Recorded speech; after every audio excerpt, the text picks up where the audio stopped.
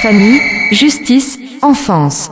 Bonjour et bienvenue dans l'émission numéro 156 de Famille, Justice, Enfance sur RLP, Radio Libre en Périgord avec Stéphane.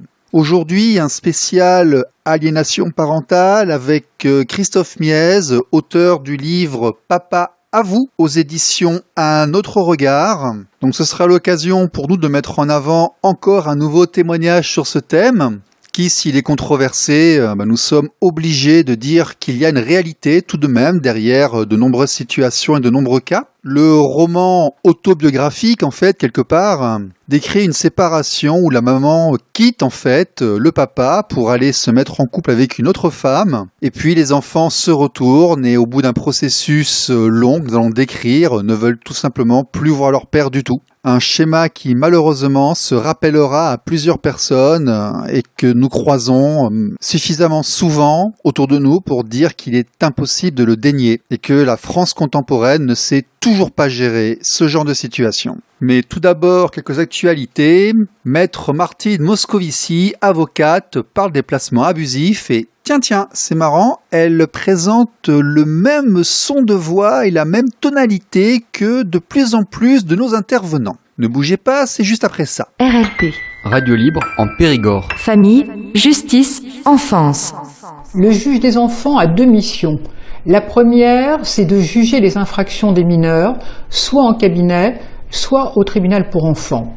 Sa deuxième mission est de protéger les mineurs. Mais de les protéger de quoi et de qui ? Tout le problème est là. Lorsque les parents ne sont ni violents, ni alcooliques, ni drogués, et qu'ils ont juste des problèmes relationnels avec leurs enfants, pourquoi placer un enfant, c'est totalement inutile.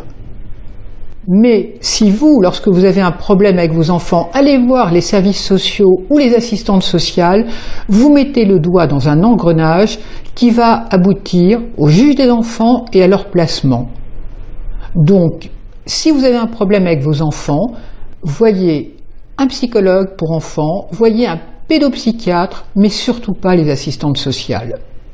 On a un gros problème à l'heure actuelle, c'est que les juges des enfants suivent les préconisations de l'aide sociale à l'enfance ou des rapports d'assistantes sociales qui vous sont défavorables. Un dernier conseil, si vous êtes convoqué à une audience chez le juge des enfants, surtout n'y allez pas seul. Pourquoi ? Parce que vous allez rentrer avec vos enfants et que vous risquez de sortir sans vos enfants et que vos enfants vont être placés. Donc c'est très important, soyez assistés. Si vous n'en avez pas les moyens, prenez un avocat qui vous sera commis d'office. RLP. Radio Libre en Périgord. Famille, justice, enfance. RLP 102.3 aujourd'hui avec Christophe Miez. Christophe Miez, auteur du livre Papa à vous aux éditions Un autre regard, un livre sur l'aliénation parentale. Christophe, bonjour, vous allez bien ?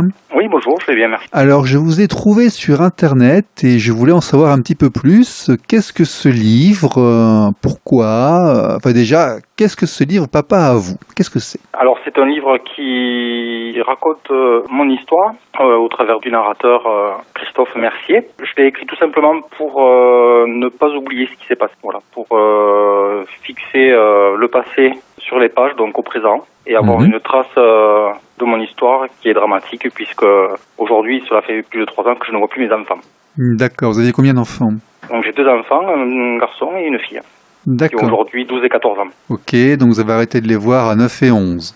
C'est ça. Oui, c'était un peu tôt parce que il faut réussir à tenir jusqu'à 15 ou 16 généralement on dit. Ok. Et donc vous en avez fait un ouvrage. Cet ouvrage c'est un roman, mais c'est un roman qui reprend exactement ce qui vous est arrivé. C'est romancé un petit peu. Ben, pour être honnête, sur la page de couverture, sur la première édition, il est noté roman, mais sur la deuxième édition, il sera noté autofiction. D'accord.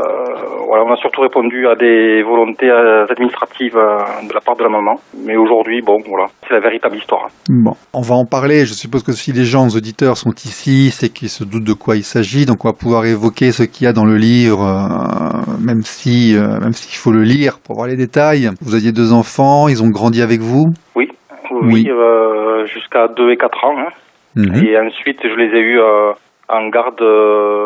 Alors, c'était une garde un petit peu hybride, on va dire. Je les avais du mercredi midi ou lundi matin. D'accord, tu es bien présent déjà, oui. Oui. Mais petit à petit, voilà, les temps de garde se sont fait un petit peu grignoter, puis jusqu'à qu'il y ait eu des accusations. Elle a tout fait pour récupérer les enfants, même si la justice n'allait pas dans son sens. C'est-à-dire? Alors, c'est-à-dire qu'en fait, la justice a mis à peu près 8 ans pour se rendre compte que nous étions dans un cas d'emprise, parce que ils n'aiment pas trop le mot aliénation parentale, donc on parle d'emprise. Oui. Sauf que quand ils s'en sont rendus compte, les enfants étaient tellement sous emprise que eux-mêmes ne souhaitaient plus vivre chez moi. Du coup, la justice était totalement désœuvrée et n'a pas pu répondre aux besoins. Aujourd'hui, les enfants vivent chez leur mère, bien que la justice ait souhaité qu'ils vivent aussi chez papa. Alors, qu'est-ce qui a fait que de cette résidence élargie que vous aviez, on se regarde cette situation-là comme ça? Qu'est-ce qui s'est passé? Madame s'est remariée, il y a eu un incident, qu'est-ce qu'il y a eu? En fait, oui, il y a eu un incident. On est parti en vacances avec les enfants. Donc moi, j'ai une nouvelle compagne, une nouvelle femme. D'accord. Et pendant ces vacances, j'ai mon fils qui a fait une bêtise et je l'ai grondé et j'ai eu des mots qui n'étaient pas forcément adaptés. Et quand il est rentré, je suppose qu'il a dû raconter ça à sa maman. Et sa maman, tout simplement, plutôt que de me contacter, de savoir ce qui s'était passé, quels étaient les tenants et les aboutissants, a préféré faire une non-représentation d'enfant, tout simplement. Mhm. Et puis faire un signalement, en fait, demander un signalement pour violence. Voilà, tout simplement. Physique. Donc, c'est ça qui est surprenant d'ailleurs, c'est que ça n'avait aucun lien du tout avec ce qui s'était passé pendant les vacances, puisque c'était simplement oral. Mais bon, je pense qu'il y a un lien entre cette plainte, entre guillemets, et ce qui s'est passé pendant ces vacances. Et l'apparition de votre nouvelle compagne, peut-être aussi? Alors, ça faisait déjà quelques années. D'accord, c'est pas une nouveauté, donc c'est pas ça qui a été déclencheur. C'est pas une nouveauté, mais par contre, ça a pu déclencher, parce qu'en fait, ça, je m'en suis rendu compte tardivement, mais cette emprise, elle avait démarré bien plus tôt. Et ce qui a démarré très tôt aussi, c'est le travail de SAP sur mon rôle de papa. Dès le départ, en fait, elle me faisait des esclandres devant l'école, elle me reprochait de pas avoir acheté les jouets pour les enfants. Donc tous ces reproches qui ont été faits dès le début, dès les premières semaines de la séparation, en sachant que la séparation a été très brutale et moi j'étais complètement j'étais démuni, je n'avais rien, je ne savais pas comment être un papa divorcé en fait. La séparation était à l'initiative de qui? De la maman qui s'est mise en couple avec une autre femme. D'accord. Qu'elle vous a quitté pour une autre femme, voilà. Et aujourd'hui, vous ne voyez plus les enfants. Donc en fait, une grosse fâcherie, on va dire, un gros recadrage avec votre fils durant les vacances d'été. Votre fils s'en est plaint à sa mère et ça a pris des proportions démesurées et la mère a fait le choix de ne pas vous présenter l'enfant, c'est ça? Oui, tout à fait. En fait, c'est une analyse personnelle, mais je pense que la maman, en fait, après la séparation, a certainement culpabilisé de la situation, puisque pour les enfants, c'était quand même hyper traumatisant. Et je pense qu'elle a eu besoin un petit peu de retrouver son rôle de maman. Et à le retrouver, elle est devenue mère poule, mère louve, comme on dit. C'est des mots d'ailleurs qui ont été utilisés par les psys lors d'enquêtes psychologiques, d'expertise psychologique, pardon. Et du coup, c'est avec cette surprotection, en parallèle, il y a eu aussi une dégradation de mon image. C'est-à-dire qu'elle s'est faite une image de moi qui est complètement décalée avec la réalité. Du coup, les peu de choses que peuvent remonter les enfants, déjà, premier point, elle les prend pour argent comptant, c'est-à-dire que la parole de l'enfant devient vérité. Et en plus de ça, même si c'est complètement sorti du contexte ou complètement déformé, parce que ce ne sont que des enfants, eh bien, elle va le prendre comme c'est, puis elle va l'amplifier. Voilà. Donc, pour pas grand-chose, ça devient systématiquement une plainte, ou enfin voilà, on part dans des choses qui sont complètement sans limite. RLP. Radio libre en Périgord. Famille, justice, enfance. Donc ce livre, Papa à vous, le titre laisse à penser que on vous demande d'avouer des choses relativement graves. Déjà, on va voir si ça se passe comme chez quasiment tout le monde. Vous êtes confronté à des NRE, non-présentation d'enfants, on vous donne pas les enfants quand vous devriez les avoir, vous allez vous plaindre à la police, vous êtes accueilli comment pour porter plainte pour non-présentation d'enfants? Ça se passe comment? Alors oui, nos représentations, effectivement, il y en a eu. Après, il n'y en a pas eu beaucoup, mais il suffit de ne pas représenter puis de garder les enfants pendant 2 ans, si vous voyez ce que je veux dire. Donc, il n'y a qu'une non-représentation. Quelle a été la réaction du système? Déjà, est-ce que vous avez réussi à porter plainte? Parce que souvent, ils ne prennent pas les plaintes. Là, est-ce qu'ils ont pris la plainte? Tout à fait. La première fois que je suis allé pour déposer plainte, effectivement, ils ont refusé de me prendre la plainte. J'en ai parlé à mon avocat, il a fait un courrier au procureur, il me semble. Et il m'a dit d'y retourner. Et la deuxième fois, ils ont pris la plainte. D'accord. Donc ça va faire des dépenses, courrier d'avocat et plusieurs visites. D'accord. Ok. Mais bon, le policier m'a quand même dit que c'est son expression, t'es comme pisser dans un violon. Voilà. Oui, non, mais au moins il était honnête, mais il faut porter la plainte quand même. Non, mais c'est pour montrer aux gens. Voilà, on donne pas les enfants, on va se plaindre qu'on n'a pas les enfants, et en fait, tout le monde s'en fout. Voilà, disons-le clairement. Oui, tout à fait. Ok, donc ça a commencé comme ça, et ensuite elle vous avait pas donné durant un certain temps, c'est ça? Ensuite, elle ne nous a pas donné du tout, tout simplement. Ah d'accord, donc du jour au lendemain, en fait, ils ont disparu, en fait. Vous n'avez pas eu de recours, et aucune possibilité. Contact par téléphone, quelque chose? Aucun. Rien du tout. Donc, de la communication totale. De toute façon, ça a toujours été ça depuis la séparation. C'est-à-dire que dès qu'il y a quelque chose qui n'allait pas, sur un point où on n'était pas d'accord, terminé, plus de téléphone, plus rien. Et là, pour la première non-représentation d'enfants, en fait, elle a fait cacher les enfants par ses parents, donc les grands-parents maternels. Et je suis allé à l'école les récupérer comme d'habitude, sauf qu'ils n'étaient pas là. Alors, en fait, ils étaient juste à côté, c'était dans une pièce cachée, avec le soutien et l'aide d'un secteur scolaire. De l'école, c'est-à-dire que l'école a participé à ça? L'école a participé parce que la maman a dû certainement dire que les enfants étaient violentés par leur papa. Du coup, ils ont pris parole, ils n'ont pas regardé le jugement de divorce. Et ils ont participé effectivement à cette cachette.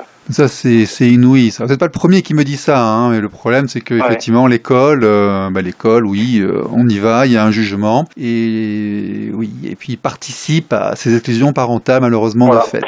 Alors après, c'était là la personne qui a participé, c'était un jeune qui était à l'accueil du. C'est là où ils vont après les cours. Bon, je pense que le jeune n'avait pas toute la formation nécessaire. La directrice de l'école, elle, pourtant, était plutôt de mon côté quand même, parce que dès le départ, j'ai pris contact avec la directrice de l'école, avec le professeur principal. Enfin, bon, là, c'était un maternel. Mais ils ont été toujours à l'écoute.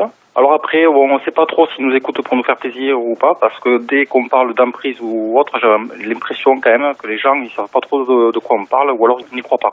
Ça, c'est très difficile à vivre. Il y a eu une désinformation effectuée par les médias qui ont essayé de nous expliquer que manipuler un enfant et le monter contre un parent, ça n'existait pas, c'était impossible. On le retrouve malheureusement au niveau de l'institution.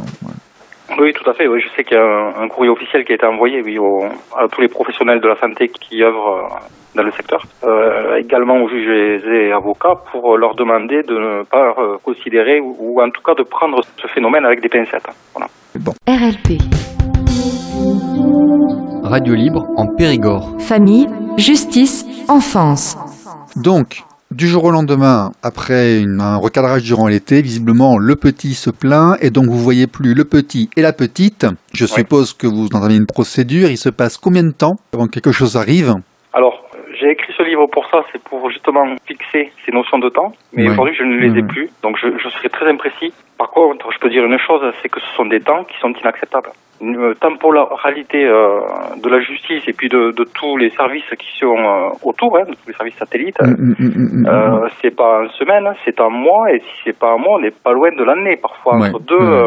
Non mais disons-le aux gens, il y a une procédure par an. Si vous demandez, vous allez saisir le tribunal, c'est pas forcément les pires, mais vous en avez au moins pour 6-8 mois avant qu'ils vous reçoivent. Tout à fait.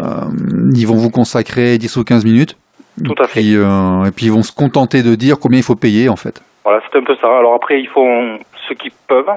Moi, je n'ai rencontré que des gens, des juges et avocats d'ailleurs, très professionnels. Ah non, mais on ne dit pas que la justice est remplie de gens de pervers qui font du mal aux gens. Mais le problème, c'est que le système, de fait, à partir du moment où on est à 6-8 mois pour une audience, quelques minutes d'une audition, des approximations, avec des méthodes d'intervention qui se limitent à demander 3 expertises, enquête de voisinage, enquête sociale, là. Un psychologue et puis un psychiatre, c'est les seuls outils qu'ils ont. Encore, il faut voir dans quelles conditions c'est effectué. Et bien, au résultat, 2 ans, 3 ans plus tard, vous n'avez pas vu les enfants, et les enfants, effectivement, se sont montés. Et est-ce que vous avez eu des accusations plus importantes plus tard? Parce que papa avoue, ça laisse sous-entendre qu'il fallait avouer des choses. Qu'est-ce qui s'est passé? Oui. Je ferme juste la parenthèse sur la question de la temporalité. Dans notre situation, quand on parle d'aliénation parentale ou d'emprise, c'est un point très important. Parce que chaque jour compte. Chaque jour qui passe, le rythme de l'enfant est énorme. L'enfant, un jour, c'est un univers. Une semaine, c'est une époque. Un trimestre, c'est gigantesque. Donc, bien sûr. Et la situation ne fait qu'empirer jusqu'au point ultime, au dernier stade, puisque l'aliénation parentale est découpée en 3 stades. Et malheureusement, moi, j'ai eu l'honneur, entre guillemets, de vivre ces 3 stades-là. C'est le stade le plus terrible où l'enfant est capable de parler de suicide à l'idée de vivre chez son papa. Donc le livre Papa à vous, en fait, ce titre a un double sens. Le premier, c'est effectivement faire des aveux, mais ce ne sont pas ceux que nous attendons. Ce sont les aveux, c'est ma vérité. Mmh. Et le deuxième sens de ce titre, c'est une réponse à mon fils qui, lors d'une visite médiatisée, convaincu de ce qu'il n'a pas vécu, en fait, m'a demandé d'avouer. D'accord, donc en fait, il s'est passé quelque chose là. Donc, oui. On va dire septembre et autres, vous arrêtez de les voir, je ne sais plus en quelle année. Et médiatisé, c'est combien de temps plus tard? Médiatisé, ça c'était, plusieurs années plus tard. Donc il se passe au moins 1 an et demi avant que vous puissiez le revoir? Oui, il y a une première tranche en fait où c'est quasiment 1 an. Après, avec la justice et puis l'aide d'une AEMO. Donc en fait, c'est... Oui, une éducation milieu ouvert, une éducative milieu ouvert. Voilà, oui. C'est ça. On a repris des visites à la maison, visite à la maison. Je crois que je les ai repris du mercredi midi au lundi matin. Ça se passait très bien. Et combien de temps après? C'était, je pense, 8 mois après la première non-représentation. Donc vous avez eu un creux de 8 mois en fait? Oui. D'accord.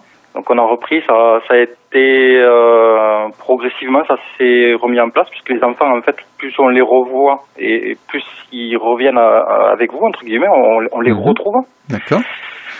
Là, après, ce qui s'est passé, c'est qu'en 2020, c'était en 2020, en 2020, en fait, la personne qui s'occupait de l'AEMO, donc c'était une éducatrice spécialisée, il me semble, était enceinte et du coup ne pouvait plus s'occuper de nous, a été remplacée par une autre personne. Mmh. Et cette autre personne, en fait, n'a pas fait un travail correct par rapport à la situation. C'était pas du tout adapté. Et je pense que la maman l'a ressenti et a repris des libertés, en fait, entre guillemets. Et la situation s'est vraiment, vraiment dégradée. Jusqu'au jour, en 2020, où je pars en vacances, en week-end, en vacances, oui, avec les enfants, donc, et ma nouvelle femme. Et puis, donc pendant ces vacances, mon fils n'arrive pas du tout à prendre plaisir. Il profite pas de l'instant, il est triste. Bon voilà, il passe 2 jours comme ça, un peu à bouder. Voilà, moi j'ai le souhait qu'il profite de tout ça. Et je vais le voir dans la chambre et je lui fais des chatouilles pour le faire rigoler, pour le faire réagir en fait. Mmh. Voilà. Bon, je fais des chatouilles un peu sur les fesses, sur le pyjama, etc. pour le faire réagir, ouais, c'est ça. Et vous avez eu droit à l'accusation d'attouchement. Et voilà, tout simplement. Donc en fait, la petite chance dans tout ça, c'est que la journée, il a passé son temps à faire des messages à sa maman. Il y a une centaine de messages. Et donc il venait vous voir, il avait déjà un téléphone. Il avait quel âge à cet âge-là? Oui, un téléphone. Donc là, il avait quel âge? Il avait 11 ans. D'accord, donc à 11 ans, il avait déjà un téléphone portable. J'ai zappé au passage, mais s'il y a une AEMO, ça veut dire qu'il y a un juge des enfants. Oui, tout à fait. Tout à fait. Et le téléphone en question, bien sûr, moi, je n'étais pas d'accord pour qu'il l'ait. Comment ça se fait qu'il y ait un juge des enfants comme ça, que généralement, les gens commencent par aller au JAF, au juge des affaires familiales? Ah oui, nous, on avait les deux, en fait. Le JAF, c'est tout ce qui est... ça concerne tout ce qui est, en fait, organisationnel, la pension, etc. Et le juge des enfants, il s'occupe de la protection des enfants, de savoir ce qui est le mieux pour eux. Par rapport au signalement de votre ex. Donc, votre ex a fait un signalement au procureur et le procureur a saisi un juge des enfants, c'est ça? Oui. Oui. Et après, ça passe par le JAF pour les modalités. Voilà, mais ce juge des enfants qui a la parole la plus forte, c'est lui qui décide, en fait, si vous les voyez ou pas. Le JAF, lui, s'occupant des parties administratives et financières, on va dire. Tout à fait. Et donc, l'EMO est demandé par le juge des enfants. Tout à fait. Bon, c'était pour finir la parenthèse. En même temps, vous voyez, Ça permet d'expliquer aux gens un petit peu comment ça se passe. On va quand même dire que si on donne pas les enfants au père, parce que je pense que c'est vous qui ne les avez pas donnés à la mère, ça serait peut-être passé un petit peu différemment. Enfin, Oui. Mais là, il se passe 8 mois, 1 an, vous les voyez pas, et quand vous les voyez après, ils ont un téléphone, et dès qu'il y a un truc qui leur plaît pas, ils envoient des textos à la maman. C'est un petit peu ça, hein? C'est un petit peu ça. D'accord. Un petit peu ça. Et du coup, moi, j'avais pas du tout vu qu'il avait une conversation par SMS avec sa mère, surtout que on était en vacances, et c'était pas du tout l'idée. Hein. Mhm. Voilà. Mais il se trouve qu'en fait, je sais plus si c'est le même jour, j'ai ma femme qui me dit, je pense que son fils, il a passé la journée sur le téléphone, il y a un truc bizarre. Du coup, là, je vais voir mon fils, je le somme de me donner son téléphone et de me donner le code pour que je puisse consulter et voir ce qu'il fait avec. Normal, il a 11 ans, il ne devrait pas être autonome sur un téléphone aujourd'hui. Voilà, Ouais, c'est ça. ouais. Voilà. Et là, donc, je découvre avec stupeur donc, un fil de discussion d'une centaine de SMS, dont un SMS où il dit « Papa me fait des chatouilles sur le pyjama. » Voilà. Et en fait, ça ne m'interpelle pas du tout. Hein. D'accord, mais en face, c'était interprété et ça a ensuite donné lieu à un nouveau problème. Voilà, là, c'est tout simple. 2 jours après, on s'est retrouvé avec les gendarmes devant la porte à 9h. Ils ont pris les enfants, et puis terminé. Ou pétard. Voilà. Et Ça, là, c'est le début du livre. et là, je pense que vous avez mis un certain temps avant de les revoir. Ah je les ai pas revus. Et là, vous avez même, disons-le, vous n'avez plus jamais revu. Ok. Voilà. D'accord. Exactement. RLP. Radio libre en Périgord. Famille, justice, enfance. Donc un petit texto à la maman qui arrive en disant « Au secours, il a touché le pyjama du petit », les gendarmes arrivent et vous n'avez pas revu les enfants depuis 3 ans, vous m'avez dit. Voilà, tout à fait. Alors ce qui est étonnant, c'est que vous n'avez pas revu les deux, y compris votre fille. Oui, tout à fait. Oui, parce qu'en fait, là, le problème, c'est que quand on dit que je ne les ai pas revus, on pourrait penser que c'est la justice qui a décidé que, alors qu'en fait, pas du tout. La justice, le dernier jugement qui a été donné, a demandé à ce que les enfants soient remis au père pour une exclusivité pendant 1 an. Pour D'accord. déconstruire l'emprise qu'il y avait chez la mère. D'accord, donc en Et fait, ensuite, pour rétablir un équilibre. Donc on s'est rendu compte qu'il s'était passé un peu n'importe quoi, que la situation avait été abusée, et pour compenser, ils vous les ont attribués durant 1 an. C'est énorme ce que vous dites, parce que ça arrive pas souvent, ça arrive, hein. C'est le saint graal de tous les gens qui sont dans votre situation, effectivement, pour compenser ça, rendez-moi mes enfants au secours, et donc, on enlève le parent toxique, et puis on les met. Donc ça a été jugé, ça a été appliqué? Et non, ça n'a pas été appliqué, puisque du coup, la maman a fait appel. Et l'appel était suspensif? Et là, on reprend la question de la temporalité.